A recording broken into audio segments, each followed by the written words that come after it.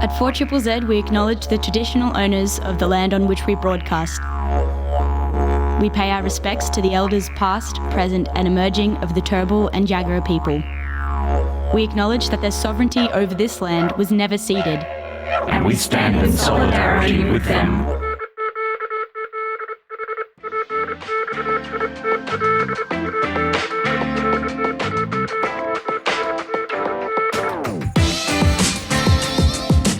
Tranzmission on 4ZZZ, amplifying the trans and gender diverse community of Meanjin, Brisbane and beyond.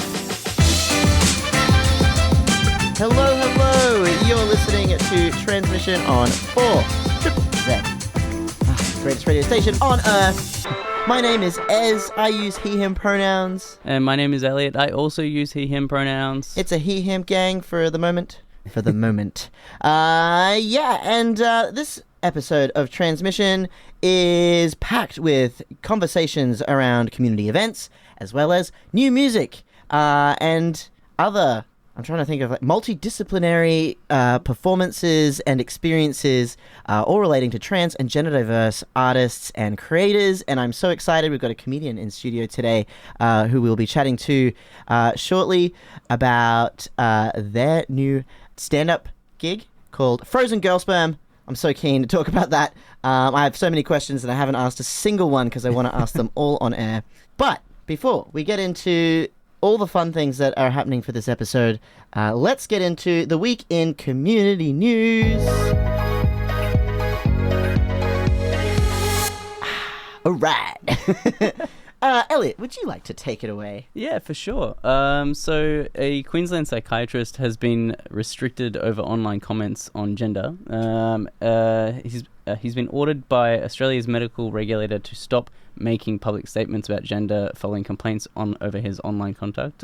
His name is Dr. Andrew Amos. He's a prominent critic of gender affirming care and has been directed by the Medical Board of Australia and the Australian Health Practitioner Regulation Agency to cease posting on gender-related topics, and is also barred from having direct clinical contact with patients while the matter is addressed. Regulators say that the restrictions are aimed at protecting public safety and maintaining professional standards, particularly where online commentary may be considered harmful or discriminatory. The case has sparked debate within the medical community, with some arguing that action is necessary to uphold ethical practice, while others claim it is raising concerns about limits on professional free speech. The decision highlights ongoing tensions around transgender healthcare, medical regulation and public discourse in Australia. Also, the ABC cuts ties with LGBTQ+ and diversity groups over independence concerns.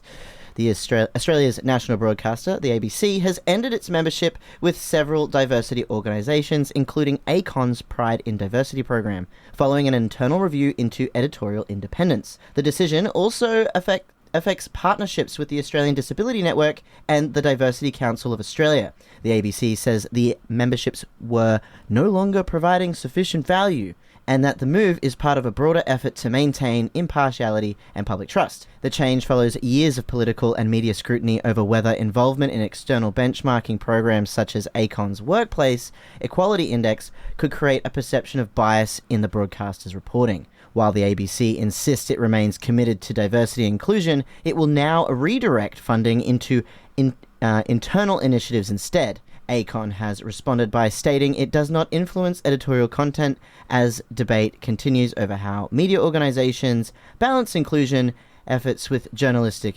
independence. Yeah, disappointing. Sounds like community radio is pretty much where it's at still, everybody, if you're interested.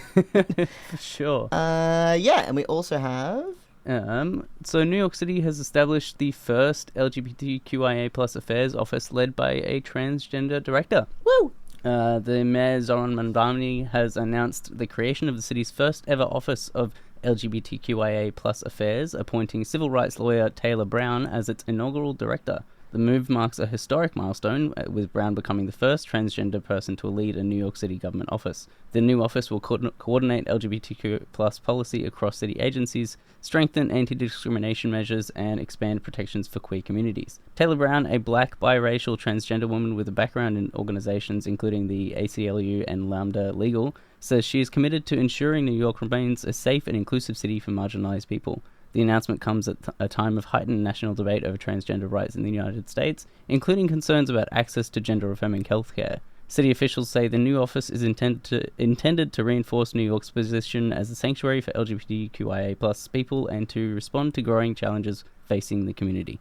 Yay! Oh my gosh, so happy. We got Taylor Brown. You sound badass. I'm so keen you're there.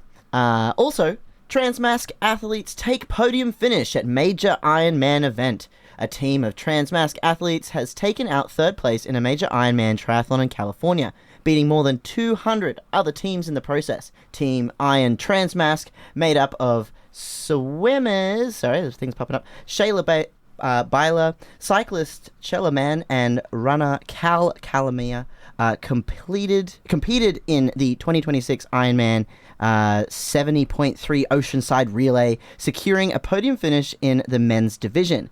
The trio combined their individual strengths across swimming, cycling, and running to deliver a standout performance in one of the world's most demanding endurance events. The athletes say their achievement is about more than sport, describing it as a celebration of trans visibility, collaboration, and joy at a time of increasing scrutiny on transgender participation in athletics. Competing just days after global policy debates about trans inclusion intensified, the team said they hope their performance would inspire others and challenge negative narratives. They have indicated plans to continue competing together with a focus on expanding visibility and opportunities for trans athletes in endurance sports. Oh, what a win. I love that. Do you think they had an unfair advantage because they were once women? Because women are better than men and have the ability to endure more. Yeah, I think so. Yeah. I think maybe they had an unfair advantage. Yeah. I think that that it's really goes to show. Yeah. I think all the cis men competing shit were really disadvantaged by the elite skills that come with being born perceivably woman, and that enabled them to win, don't you think? Yeah. I really hope you understand sarcasm, dear 4ZZZ listener. Yes. Anyway, trans women in sport, just as valid as trans men in sport. Don't forget, trans men are out there competing and winning. Trans men, I feel, win more competitions than trans women do.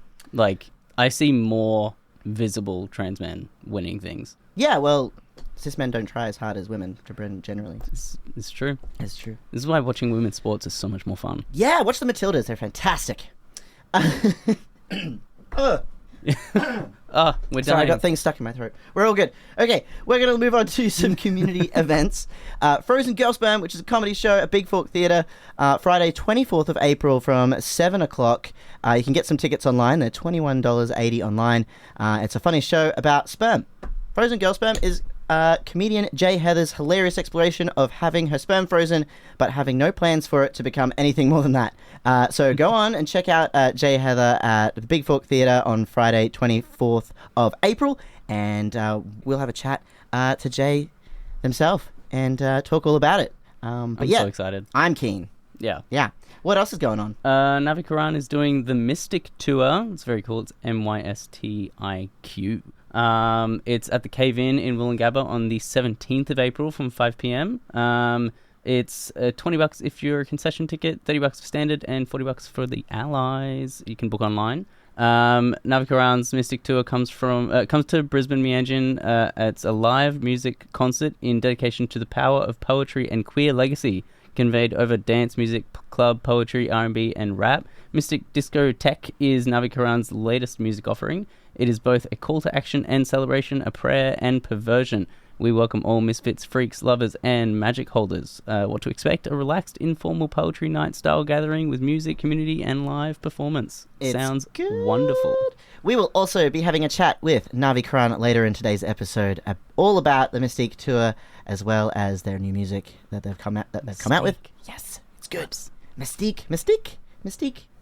It's got a Q on the end, just to throw you off. Yeah. Or throw you into the queue, the queer end of things. I love it. Anyway, it's also April Atonement, which means subscribe to 4ZZZ, particularly if you have forgotten about it. Now's your time to jump back on. Jump back on the bandwagon.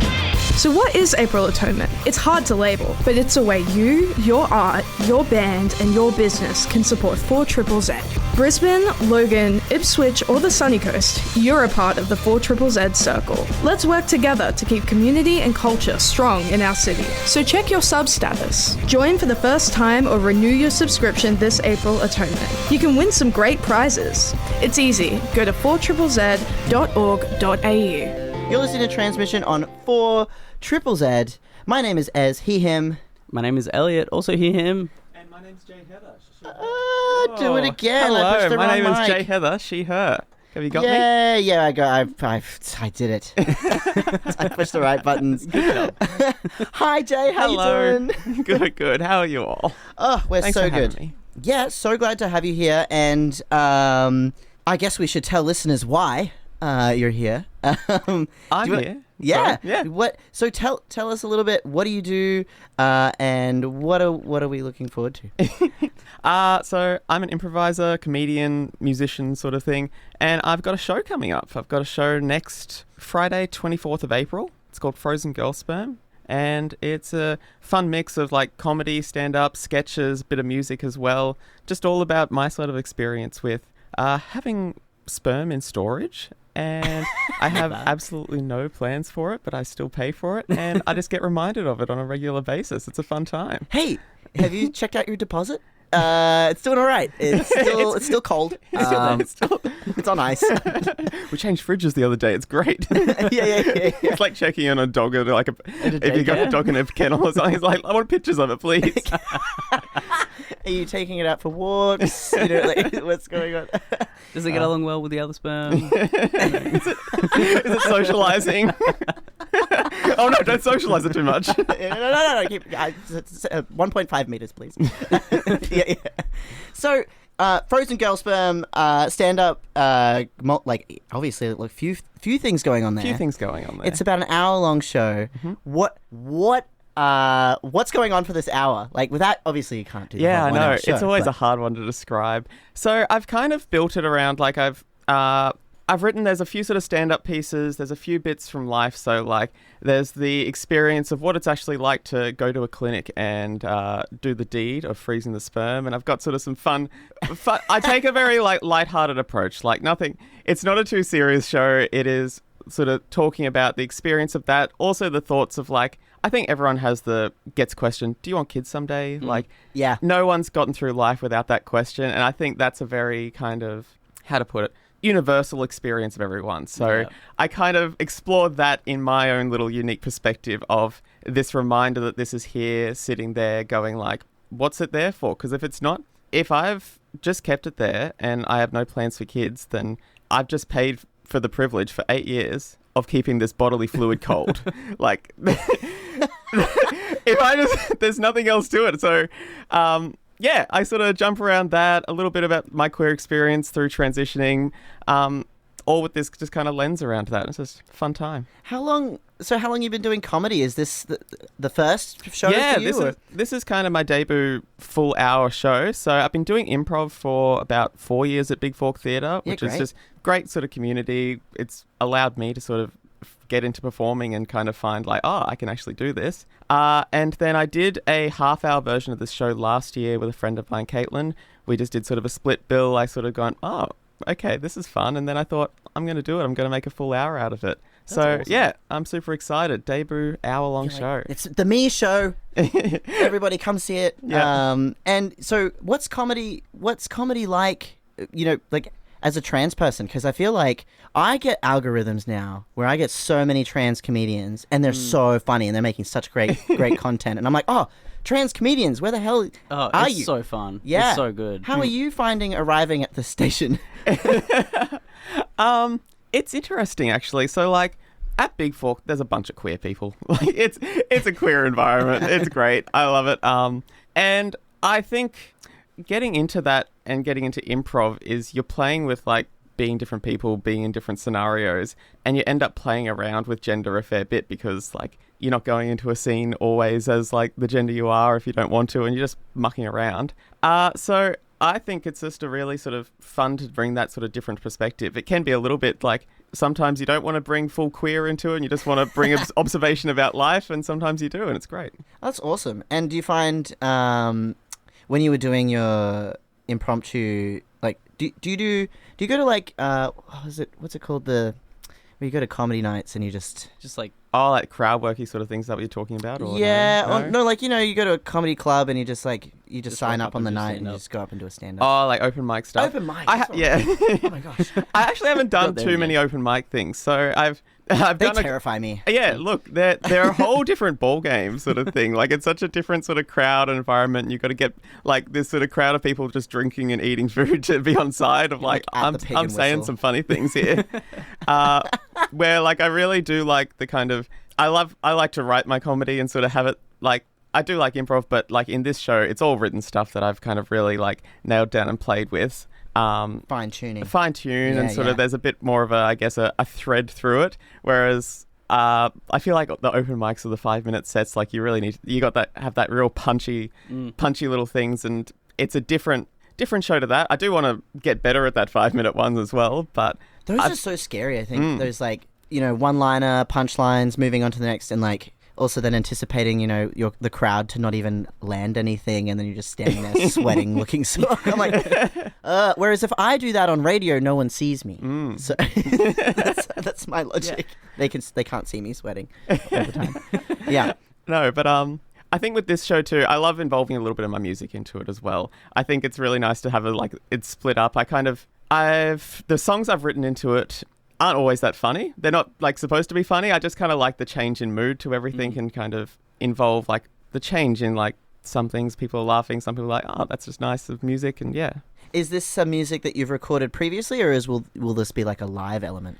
This will be a live element. So Ooh. a couple with like sort of backing tracks that I've all produced, and then a couple just me and guitar on the stage. Yeah, great. Oh my gosh, I'm so excited for this. That's so fun. Yeah. I love that. And tell us a little bit about your journey to get to here. So, have you always had an interest in theatre? Have you been a theatre kid? Did comedy just happen to you, or did you find it?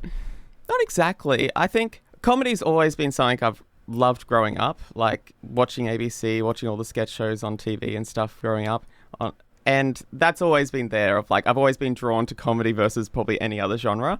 And then through sort of school, I did do drama, but then I was kind of a bit of a nerdy kid, like the physics, maths B, maths C sort of one. And I did a statistics degree of all things as well. Hilarious. So, Yeah. hilarious degree for everyone involved. So kind of had a bit of a, I guess, quiet spot of not really making any comedy, but consuming lots of it. And then as I sort of found a bit more spare time into like the last sort of 5 years or so, have been able to go like, oh, I can actually sort of find the groups and find actually doing comedy and realize like, oh, I can make this, I can do this. Anyone, like, you can just make comedy and make people laugh, and it's just a great feeling. Yeah. Oh, I love making people laugh. Yeah. Do you think that's like the main? Is that your main goal, to make people laugh? I think for the show it is for sure. Yeah. It's like, yeah, if people aren't laughing, I think that's the show isn't going too well. Please come along Please on the come 24th of April and laugh. No, I want people to have a good time. I think comedy is such a good way of like expressing a bit of a message and like an easy way in for people, because I think it's like it makes you feel relaxed. It makes you go like, oh, cool, I can laugh at this and still kind of take in something that I wouldn't have before, maybe. Yeah. Well, that's great. And where can we find you? Where can we follow you? How do? So I'm on Instagram, j.heather.au. Not too active on there, mostly the promo sort of stuff. I've also got a little band duo with my friend Kelsey. We're called Then Again. We've got a little bit on YouTube and Spotify, just making some mix between sort of electronic music sometimes, and our live set is a bit acoustic as well. We're working out how to make that into how to turn electronic music into live music. Via the guitar. But yeah, via the guitar only, via an acoustic unamplified guitar. Do you have your friend in the background just being beep, boop, boop, boop, beep, like just, you know, like, It's all, just making up some electronic background. it's fully a cappella electronic music. It's what everyone really, really wants. A cappella EDM. And yeah, just look out for me at Big Fork Theatre as well. I perform there in improv shows pretty regularly. We've got another one called Girl Band coming up on the 6th of June. So that's me and 4 other improvisers, all these super funny women. And we do basically an improvised sort of parody of the Spice Girls. Oh my gosh, Yeah. yes! And so we make up... count me in. We do improvised songs and then scenes in between it, sort of just playing with that idea of this like big stadium concert that the Spice Girls used to do, and just playing with those characters, and it's super fun. Which Spice Girl are you? I've been playing Sporty Spice. I think I'm going to move to Baby Spice for the next one. We're just going to muck around with the characters. It's good to move. Love that. Yeah. And does everyone like Posh Spice, or...? Everyone loves Posh Spice, of course. Yeah. The trope. No. But yeah, that's super fun. Great. And check that out. Frozen Girl Sperm will be, so $21.80 for a ticket on Eventbrite at Big Fork Theatre next Friday, April 24th. Please go check it out. I'm so keen. I'm going to acquire myself a ticket. And yeah, I will say too, if you would like to come and you're hearing this, feel free to use the code FGS15 for a $15 ticket. Ooh. Come along. FGS15. All right. I'm winking at you, listener. Get on it. I'm a uni student, so I need that. Yes. Yes. Peter Sterling, the only man in the world who's given birth to a child. Someone might say, you're a bit of a queer. And they'd be right. You're listening to Tranzmission on 4ZZZ. Tranzmission, all about amplifying the voices of the trans and gender diverse community here in Mianjin, Brisbane, and beyond. And just throughout this week, I've been having catching up with some incredible artists for you to listen back to our awesome chats. I was chatting to Naavikaran about their tour, the MYSTIQ tour, including music and film and other things that they've been up to. So without further ado, let's listen to Naavikaran, my chat with them earlier in the week. Hi, Navi. How are you doing? I'm so grateful to be here and so excited that I'm going to be in Brisbane in just over a week now. Oh my gosh, you are! Yes. You're going on tour, the MYSTIQ tour, 2026. Do you want to tell us a little bit about the tour? Yeah, so the MYSTIQ tour is a 7-part celebration of my EP MYSTIQ Discotheque, which is the third EP in my discotheque series of works that I've been sharing over the last 4 years now. And every show is different. We were in Alice Springs just over a week ago, and we'll be in Castlemaine this weekend, Brisbane, Geelong, Newcastle, Sydney, and then we're closing the tour with a homecoming in Naarm.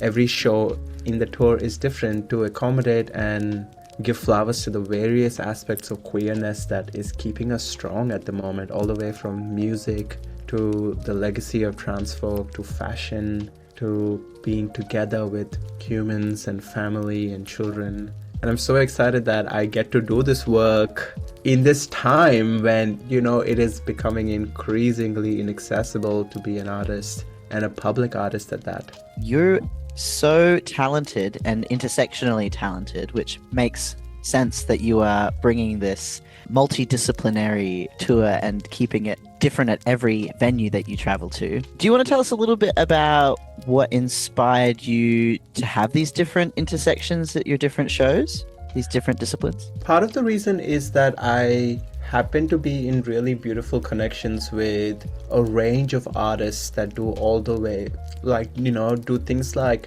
DJ at raves, to smash poetry nights, to put together really good house parties, to, just, have a great sense of fashion. And so something that I really wanted to preface in this tour was this aspect of collaboration. We are working with about 45 artists across the tour. Wow. A majority of them, except for one, is a queer trans person of color. And I'm so proud that we are able to do this work on this level without necessarily any industry support. Pretty much the only space that I've been engaging with, except for social media, is public radio and community radio. And it is so special to be able to work with a range of incredibly talented artists And I love that you say that I'm talented, and I feel that that way similarly with every single one of my collaborators. And I want us to be able to be recognized more thoroughly by the industry.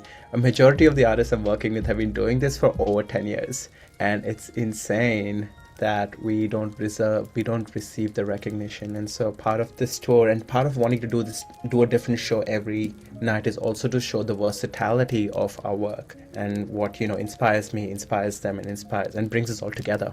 For anyone who's familiar with your work, Navi, for anyone who's also seen Brown Church or experienced that incredible body of work that you did with Brown Church, what do you have to say to listeners or people who are interested in coming to the Cave In on the 17th of April? What can they look forward to seeing that might be similar to Brown Church, or is this totally different? Tell us a little bit about that. We have, for the Brisbane show, we've got 3 incredible friends of mine who are also poets that will be warming up the venue for us. They're taking a whole hour to share some incredibly grounding poetry. Minnie Richani, Huda the Goddess, and Ethan Barlow are 3 incredibly talented artists who have inspired my own ways of being and my own practices of queerness. They don't necessarily all identify as queer, and I think what's really beautiful about poetry, and to pull very humbly from Audre Lorde, is that poetry has helped illuminate parts of me that I didn't necessarily realize needed language and needed a strong sense of interiority. And so for folk who have witnessed some of my previous work, and I'm hoping to bring a bigger sense of a new audience from Brisbane, particularly those who are people of color and trans, is that there will be a really strong touch of poetry, and then a really strong touch of dance music and electronic pop music, and a lot of community. And so I really encourage people who want to come alone. This is a good gig to come alone. I've been thinking about this a lot, because you will meet people, and if anything, you will be my friend at the end of the night, so you will not go home alone.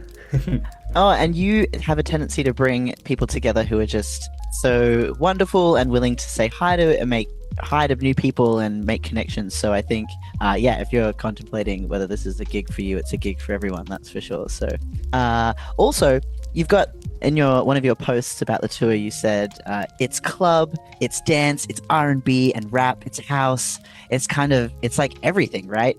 You're touching on a whole bunch of different genres that you've worked in and overlapped, and also you're just so vibrant and colorful. There's not really a question in here. I'm just kind of gushing about how great you are now.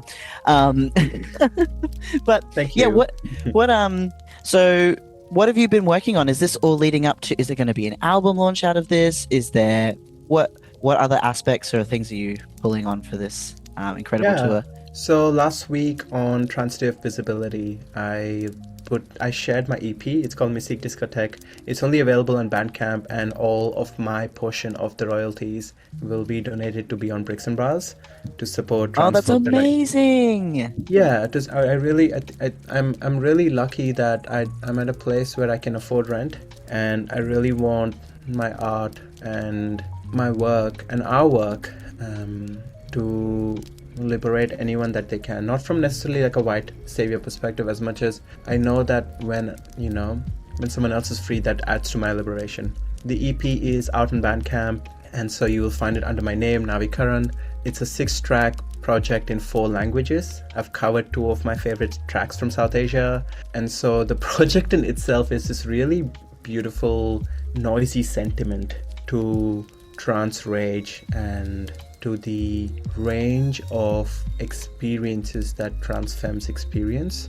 There is a storyline in the project that will be revealed and talked about more in a future project, where this EP ends with a club being set on fire, and the lead protagonist, who's this trans femme, who is murdered in that club. And this EP is a prequel to Chic Discotheque, which is my first EP that I put out in 21. And in the place of that burnt club is where this new club, Chic Discotheque, was born.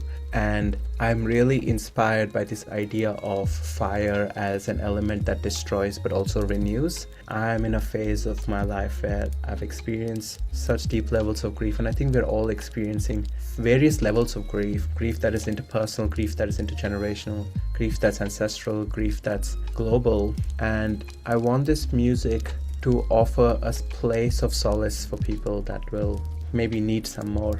And so so that's one way of answering that. So there is music in relation to this tour. Yeah. And there's gonna be so much more. I'm trying to take it one day at a time and figure this out.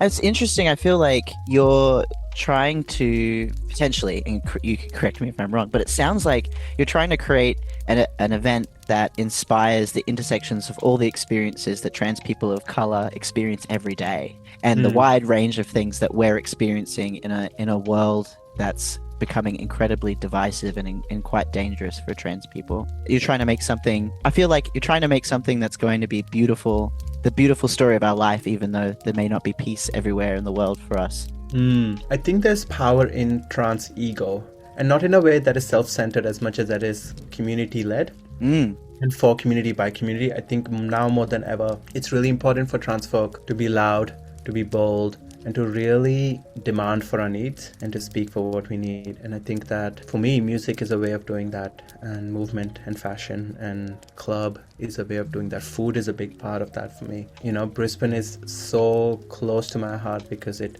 births a range of my genders, a range of parts of my genders, and I hope that I can continue offering that to other trans folk, to younger trans folk that may engage with my work. How long have you been working on this tour, on this creation, birthing this creation? Yeah, so this particular project we've been working on for 2 years now. So this EP is co-produced by an artist called Simusu, who is a Naam-based queer non-binary person. And the tour we've been working on since late October last year. I had this little idea of wanting to do a show in Naam to release the EP. And I then felt very selfish that we were sticking to Naam. And so then I messaged a bunch of my friends in a few different places and asked if they would throw parties with me. And then this is how it slowly, and I had a whole wall covered with ideas for a few months. Yeah, and so it's been a long time coming, and I'm so happy that it's out. It's living, it's breathing. Do you want to tell us again, where can we see you? How can we get tickets? Yes. So my show at Brisbane is on the 17th of April at the Cave-In in Wollongabba. So if you went into the Cave-In's Instagram, you will find a link in their bio, or more ideally, you could come find me on Instagram, Naavikaran, which is Naavikaran, Naavikaran. And if you come to my Instagram, there's a link in bio, which is essentially my website, and that will give you all of the information of the tour, all the way from the press release to the photographs to the music, and then the links to the different shows. So if you're not from Brisbane, or if you're traveling someplace else, you'll also have something for you there. Amazing. Okay, you've got to check that out. I will stick some links up on the Tranzmission socials as well, so people know where to find you. But I also had another question for you about another project that you've worked on. You did a film recently, is that right? Yes. Do you want to talk a little bit about Where Are You From? Yeah. So I made a short film, my debut project. It's called Where Are You From? And it's also a sort of documentary style music video for the first track I ever wrote. So it's the second track from my, I guess, baby project Brown Church. So Brown Church, Where Are You From is from Brown Church, if you remember. And Where Are You From is also me exploring rap and, engaging in rap as a practice. And so we made this film on a whim because I really wanted to start making music videos. And then it turned into a really sort of heart-driven project with a bunch of other trans folk. And yeah, it's done quite well. We premiered at Acme with a film festival called Tilda, which is a trans and gender diverse film festival based here in Naarm, Melbourne. And then it's traveled across the world. It was part of Melbourne Queer Film Festival. It's playing in Ireland this month. It's been to the US. It's been to a few places in Europe. It's played at a festival in Nepal. I think it's been to about 9 festivals across the world. Yeah, I could see you've been selected for a bunch of different awards, including in Seattle, Queer Shorts Vienna. This is excellent. I'm so happy for your success. This is amazing. Even in Kathmandu, my goodness. Yeah, it's weird because I'm seeking asylum, and so I'm not able to leave the country to travel, and so it's always this surreal experience when your work is witnessed by complete strangers in a place that you cannot visit. And Yeah, so that would be strange. It's been bittersweet, and I'm overall grateful, but it's so nice. Yeah, and how if any of our Brisbane-based listeners or podcast listeners are wanting to catch this film, whereabouts would they go to watch? At this point, you'll have to DM me really nicely to receive a secret link to watch the film, just because I'm still waiting to hear back from a few more festivals, and so I can't publicly share the link. But if you send me a really sweet message, I'll be so inclined to let you watch the film. But I'm hoping to release it publicly this year, hopefully sometime. We're also working on a new film, so I don't want to gatekeep. I want to be the least gatekeeper of my work in this lifetime. Yeah, oh my gosh. Well, when it's out, when it's released, when it's easier to access and people don't have to sneak into your DMs and wink at you, let us know, and we'll let the community know that it's available as well. Might be really awesome to do like a screening or something, even with the cave-in or somewhere up here as well. That could be really cool. Yeah. Look, we haven't. Maybe we will do a screening at the Cave-In for my show on the 17th of April. So maybe it's film and it's poetry and music. So you should come find out. The incredible, wonderful, multi-disciplinary, intersectional talent that is Naavikaran. Thank you so much for chatting with me today. Yeah, love you heaps. Thank you so much for having me. Woo!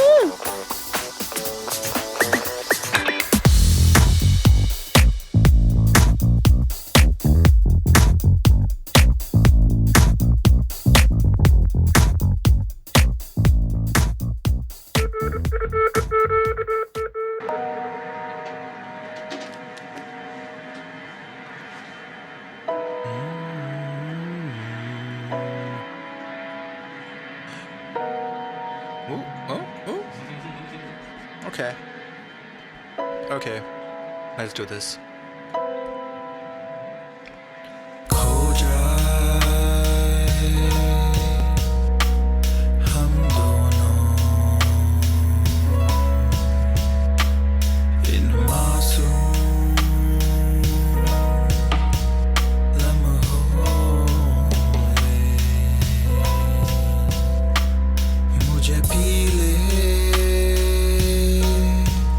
तेरी आँखों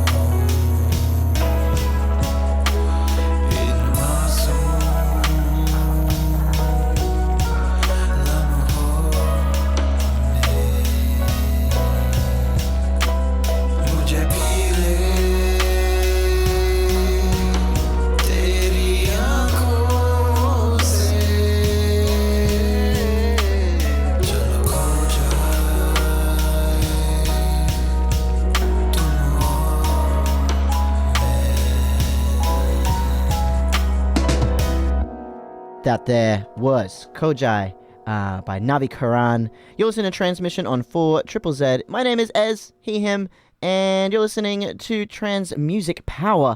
And speaking of trans musicians and power, there's been a brand new album has come out by Cry Club.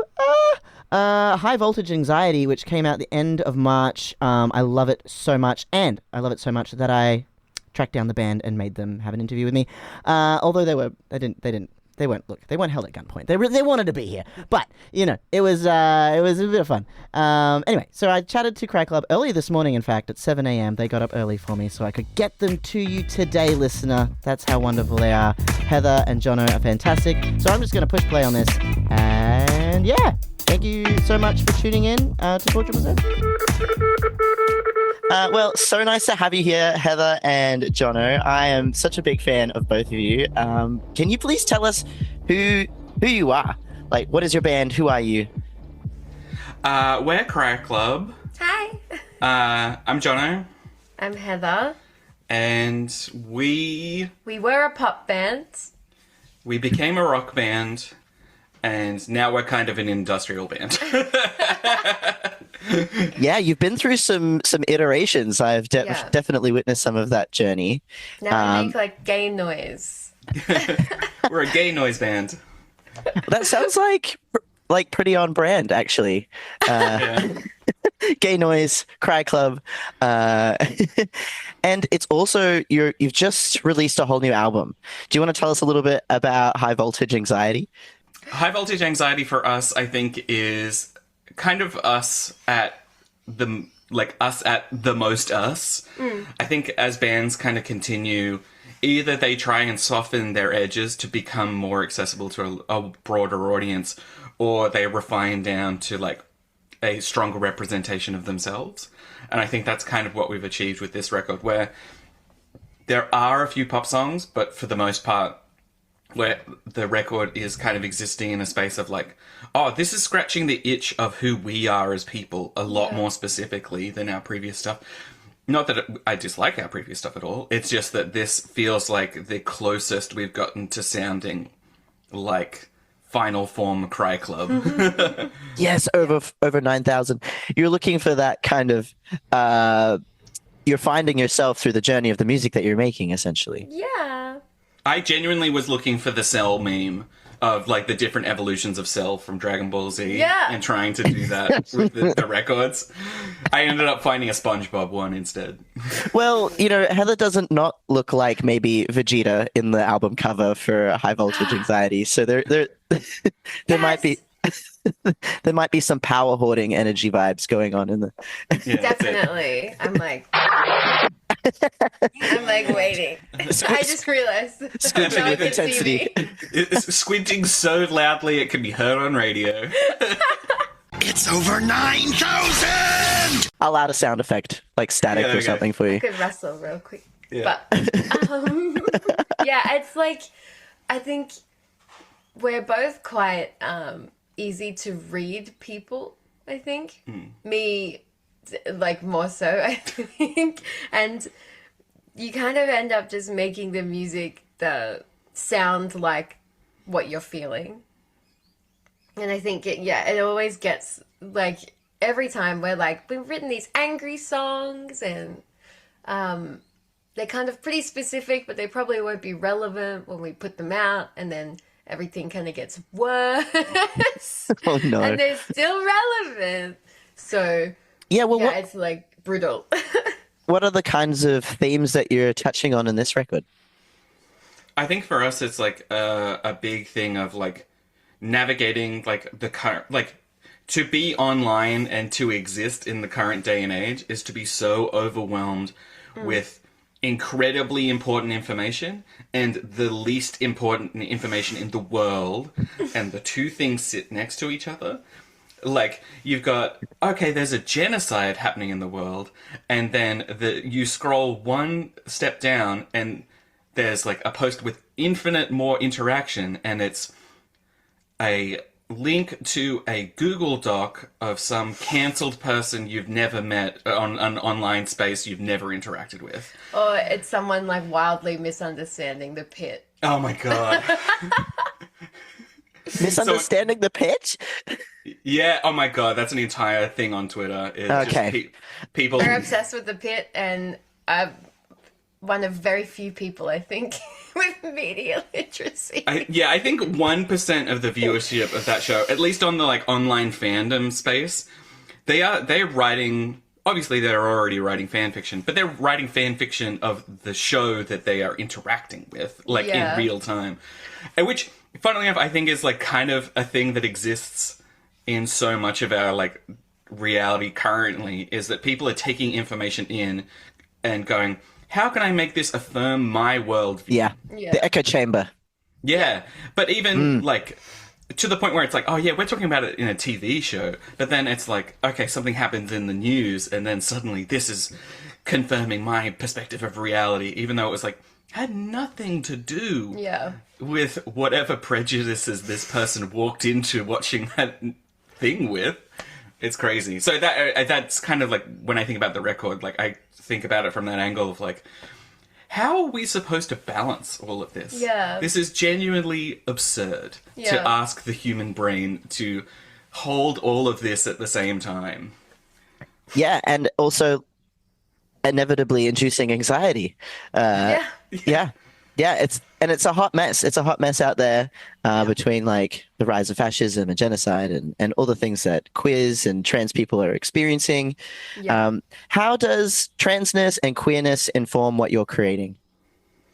I think it's always the baseline, because there's a lot of the time you like the rhetoric we're seeing now, and like the approach like people have, or the like what's the word? I always think trans people are one of the like canaries in the coal mine, you know? Like as soon as people start saying some like really crazy crazy stuff about trans people, and people are like, nah, that's just like some random person who doesn't matter saying this thing, and it's like 5 years later we're like, how's that going? Yeah. Getting pretty bad now. Like it's always it's like you can see these early warning signs, and then you kind of feel a little crazy trying to tell people like this is very bad. The canary's dead. Yeah. Can you see? Like this is there's no canary. This is like you're actually holding something, and there's a rock in the cage. Like there's nothing there. What are you doing? So and even like on our previous album, we had this song "People Like Me," that was like I think that was the foundational kind of song to a lot of these songs on this album, because that was the first time we were like, it's getting pretty bad. That was a great record too. Been. Thank you. Oh, thank you so much. But I think like that thing of like, you know, there's always that discussion about like, is all art political and all that sort of stuff. And it's like, by us both being queer and Heather being trans, there's a combination of just like, well, existing as politicized identities means that like, it's not that we feel like an obligation towards it and that we feel like, oh, we have to do this because it, like we've been sent to do this task. But it's just like, the task has been sent to us. Not the other way around, where it's like, there's a version of this where queerness and transness isn't politicized. Yeah. You know, there is a version of that exists and that we could get to. And do you feel like the music that you create is kind of like this outlet for all the frustration and difficulties that you see community facing? But yeah, I think I go a little bit more bananas not being able to make this, you know? Yeah. And it is so angry at the moment, but then the catharsis of playing the shows and having everyone there, like, screaming, like we're all together. It's like, yes!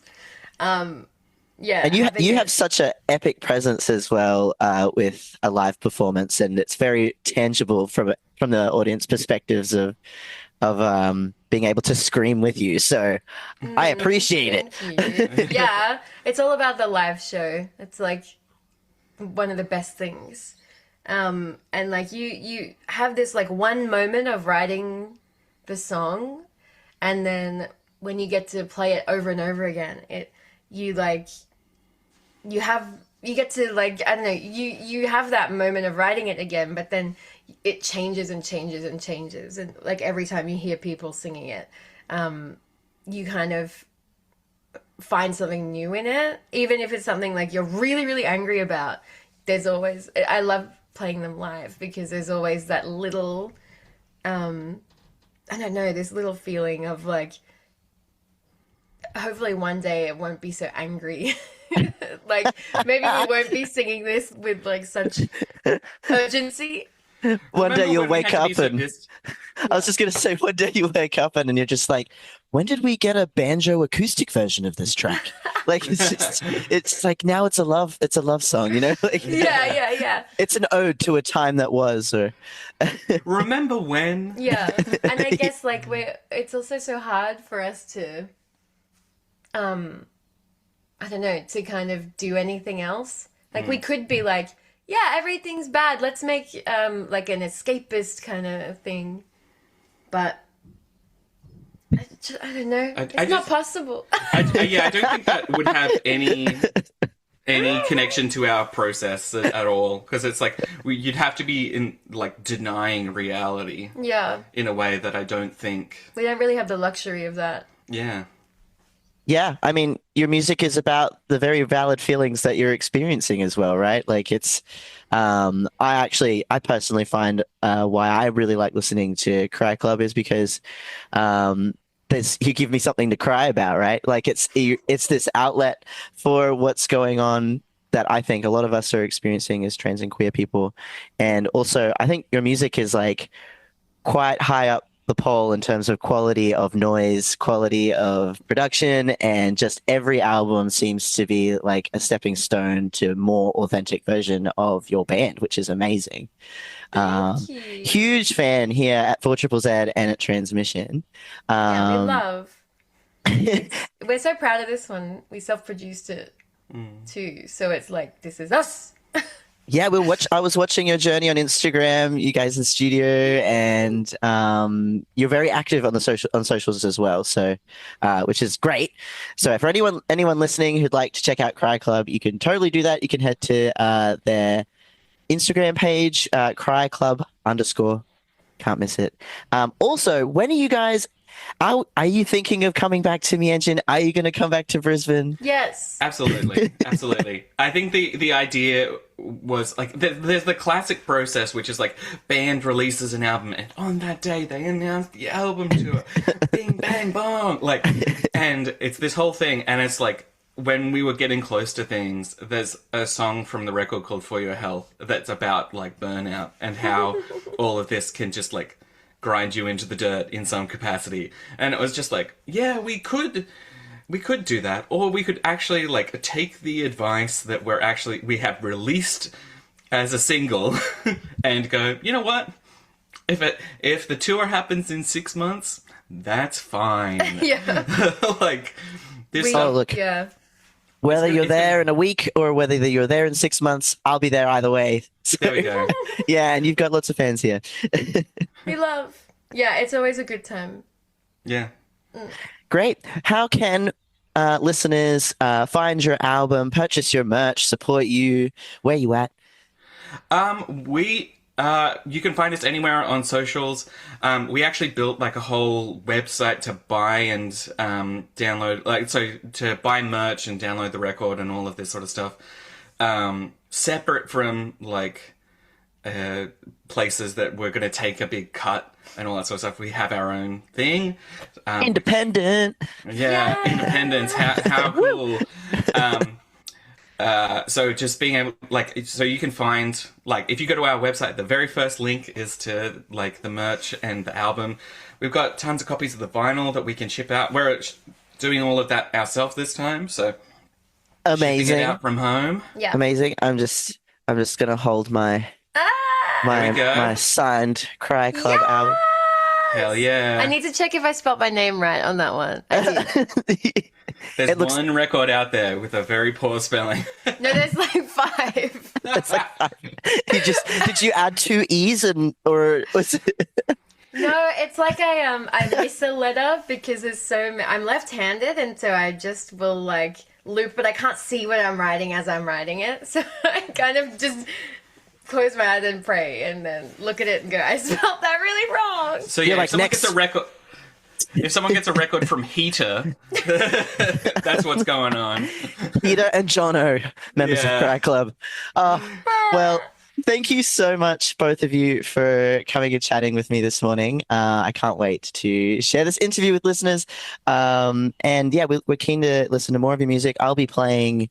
We're keen to listen to more of your music. I'll be playing High Voltage Anxiety for the next few months. That's for sure.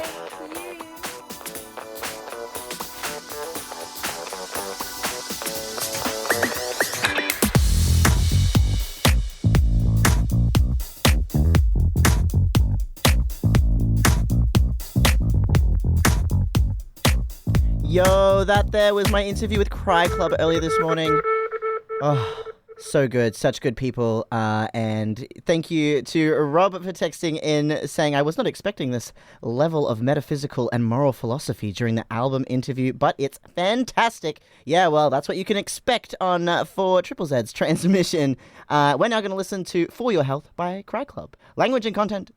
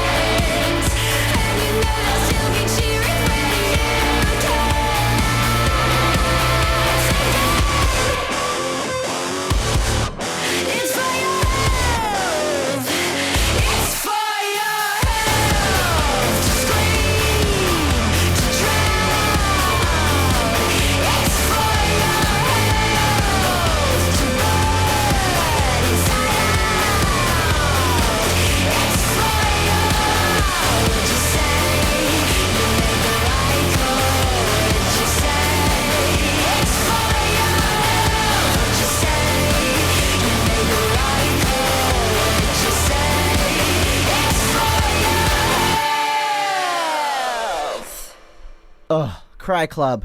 Amazing. You're listening to Tranzmission on 4 Triple Z. My name is Ez, he, him. My name is Elliott, also he, him. My name is also Ez. My name's also Ez. Hi. It's definitely come to the end of Tranzmission today. And before we go, I believe Elliott has a little announcement. Yeah, do you know that it is April? It's April? It is April. It is, and you know what that means. It's time to atone. It's time to atone. It is 4ZZZ's April Atonement. It is the annual month-long subscriber drive wherein we not only welcome new subscribers, but also those with lapsed subscriptions and anyone who subscribes at this time of every year. Every subscription helps keep independent community media alive, but across April there's also some additional incentive. There's some really cool prizes that you can get. I think there is a Thrill House. There is. What is it, a voucher? Thrill House have if you subscribe as a household, if you don't know who Thrill House is, it's Treehouse Tattoo, which is the only studio named after a Simpsons episode, and it is proudly women and trans non-binary led studio that prides itself on caring for its clients as much as it cares for community, which is a hell of a lot, by the way. A lot of the ink on my arms comes from Thrill House. They are a sick studio. They really are. And so you and your household could totally subscribe and go in for a Thrill House pack. Head to 4ZZZ.org.au to subscribe, win prizes, and keep community radio alive. And support amazing shows like Tranzmission. I love this show. We play nothing but trans and gender diverse musicians for the entire 2 hours. If you are a trans person online a lot, maybe scrolling through your Instagram, you might hear some trans musicians. Dylan and the Moon actually, Dylan actually emailed me recently and sent me all of his music, including a song that I particularly like, which is his cover of Coldplay's Yellow as a duet with himself before transition on testosterone and then after testosterone. So we're going to listen to that on the way out. It's an incredible track. It's so good. It's so good. Thank you for tuning in to Tranzmission. We will see you all next week. Bye. Bye. Thanks for listening to Tranzmission. Catch us every Monday live on 4ZZZ from 10 a.m.